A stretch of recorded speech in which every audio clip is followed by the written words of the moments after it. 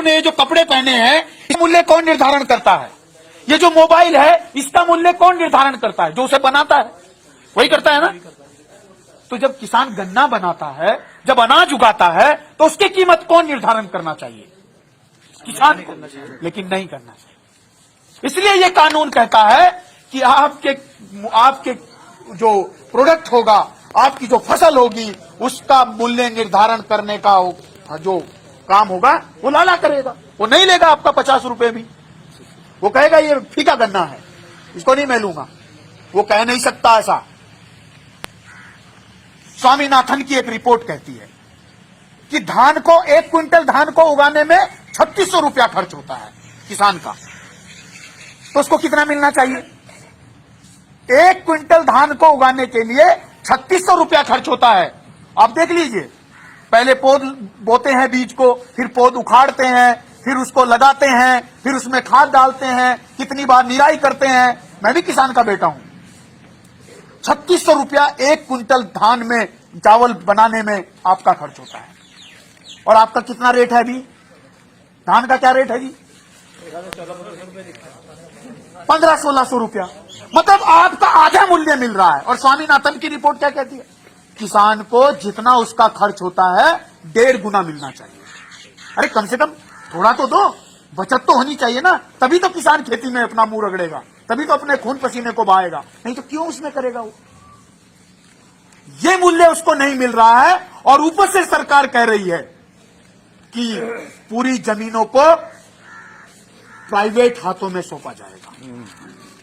बाबा साहब अंबेडकर भी कह रहे थे कि सारी जमीन का राष्ट्रीयकरण कर दो, उद्योगीकरण कर दो। और जैसे ये कंपनी में 2 रुपए का पानी का 20 रुपए बना रहे हैं, ऐसे किसान को भी मौका दो। किसान बैठेगा कानून में और वो तय करेगा मेरी फसल की कीमत क्या होनी चाहिए। जब किसान बैठेगा तभी तो मूल्य निर्धारित होगा। और जिसका बाप किसान नहीं है, जिसके औलाद किसान नहीं है, वो बैठ के संसद में बैठ के उद्योगपतियों के, उन करोड़पतियों के, उन पूंजीपतियों के साथ मिलके हमारे लिए कानून बना रहा है। क्या ये लोकतंत्र है? इसलिए राष्ट्रपिता ज्योतिबा फूले साहब कह रहे थे 200 साल पहले, है मेरे किसान और मजदूर, जब तेरे ऊपर जुल्म होगा तो तू उठाना कोड़ा और मारना जुल्मी की कमर पे कस के। उस किताब में लिखा है ज्योतिबा फूले ने, और लिखा उस किताब में, मारना उसको, उसकी कमर पे कोड़ा कस के, जो तेरे ऊपर जुल्म करेगा, तेरे हक और अधिकार को खाने की कोशिश करेगा। और यह भी कहा, और अगर तेरा ही किसान, तेरा ही मजदूर तेरे साथ नहीं आता है तो उसको भी मारना कोड़ा कस के, क्योंकि वो तेरा साथ नहीं दे रहा है, तुझे बर्बाद करने के लिए दुश्मन के साथ मिल रहा है। हम भी आपको कोड़ा मारने आए हैं कि जागो।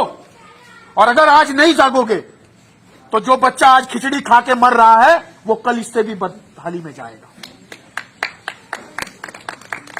बात बाबा साहब अंबेडकर की करते हो, रैदास की करते हो। घंटी बजाने से नहीं रैदास खुश होता है, घंटी बजाने से पेरियार खुश नहीं होने वाले हैं, अंबेडकर आने वाले नहीं हैं।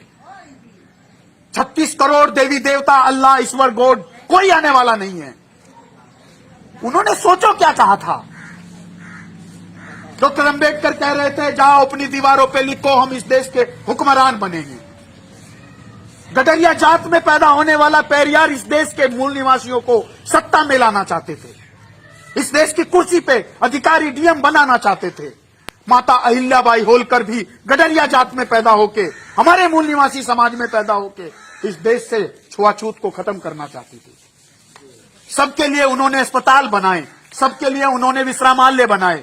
और ज्योतिबा फूले ने सबसे पहला जो स्कूल 1848 में खोला, इससे पहले आपके बच्चों को पढ़ने का अधिकार नहीं था, स्त्री शूद्रो विद्या नाद्यताम के आधार पे, और उसका नाम उन्होंने अहिल्या आश्रम रखा। अहिल्याबाई, माता अहिल्याबाई होलकर के नाम से पहला स्कूल भारत में खुला, जिसमें चमार, पासी, खटीक, जाट, गुजर, अहिर, गडरिया, सैनी पढ़ सकते थे। उससे पहले नहीं पढ़ सकते थे, महिलाएं पढ़ सकती थी। और बात हम कर रहे हैं अपने पुरखों की, रविदास की बात करते हैं। क्या कहा रविदास ने? मन चंगा तो कटौती में गंगा। और हमने मतलब लगाया कि गंगा की जय जयकार करते रहो। इसका मतलब तो समझो, मन चंगा तो कटौती में गंगा, मतलब मन चंगा तो व्यर्थ है गंगा, किसी काम की नहीं है, कहीं जाने की जरूरत नहीं है। कहीं जाने की जरूरत नहीं है। आप बाद में बोल लेना मेरे बाद में, मैं आपको मौका दूंगा।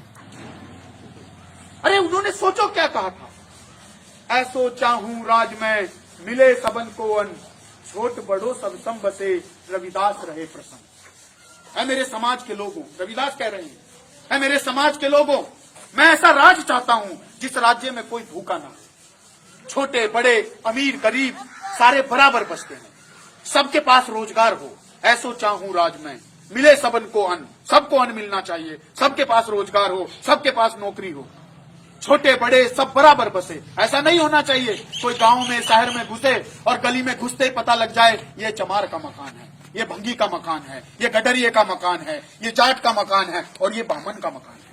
नहीं होना चाहिए ऐसा।